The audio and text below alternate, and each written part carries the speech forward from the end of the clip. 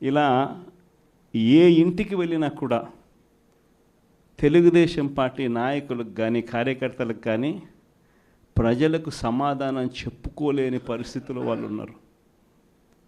ఎన్నికలప్పుడు ఏదైతే మాట చెప్పాడో ఆ రోజేమో మేము చెయ్యకపోతే మా కాలర్ పట్టుకోండి అని అన్నాడు. మరి ఈరోజు ప్రజలు కాలర్ పట్టుకుంటారేమో అని చెప్పి భయపడి రెడ్ బుక్ రాజ్యాంగం నడుపుతూ ఉన్నారు. ఈరోజు ఏమంటా ఉన్నారు? ఎన్నికలు అయిపోయిన 9 నెలల తర్వాత ఈరోజు ఏమంటా ఉన్నారు? సంపద సృష్టించడం ఎట్టనో నా చెవిలో చెప్తే నేను తెలుసుకుంటాను అంటున్నాను. వాస్తవాలు. ఇదే మాటలు ఎన్నికలకు ముందు నేను చెప్పా. చంద్రబాబు నాయుడు నమ్మడం అంటే చంద్రముఖిని నిద్ర లేపడమే అని. ఇదే మాటలు నేను ఎన్నికలప్పుడు చెప్పిన. చంద్రబాబు నాయుడు నమ్మడం అంటే పులి నోట్లో తలబెట్టడమే అని చెప్పి ఇదే మాటలే నేను చెప్పా. మేనిఫెస్టో ప్రజెంటేషన్ చేసేటప్పుడు ఇక్కడ ఇలా నిల్చుని ఇలా మేనిఫెస్టోని ఇలా చూపించా.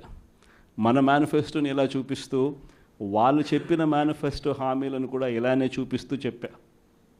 ఇది సాధ్యమయ్యేటివి కాదయ్యా చంద్రబాబు నాయుడు చెప్పేటివి.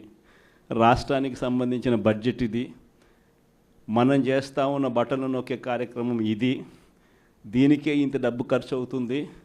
మరి చంద్రబాబు నాయుడు ఏమో 1,72,000 కోట్లు సంవత్సరానికి అయ్యే ప్రతిపాదనలు ఆయన చెప్తా ఉన్నాడు. సూపర్ 6లు మోసము, సూపర్ 7లు మోసము అని చెప్పి చెబుతూ మనమేం చేయగలుగుతాము అన్నది కూడా ప్రజలకు అర్థమయ్యేట్టుగా కూడా మేనిఫెస్టో సందర్భంగా కూడా చెప్పడం జరిగింది.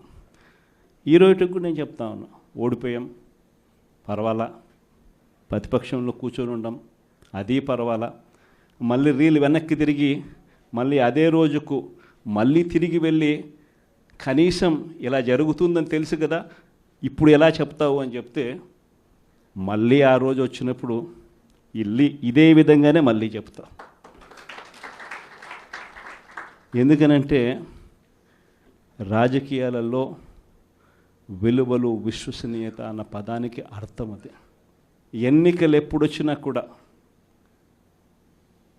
అదే విలువలు, అదే విశ్వసనీయత అన్న ఒకే ఒక్క పదం మీద మళ్ళీ వైఎస్ఆర్సీపీ మళ్ళీ అఖండ మెజారిటీతో మళ్ళీ గవర్నమెంట్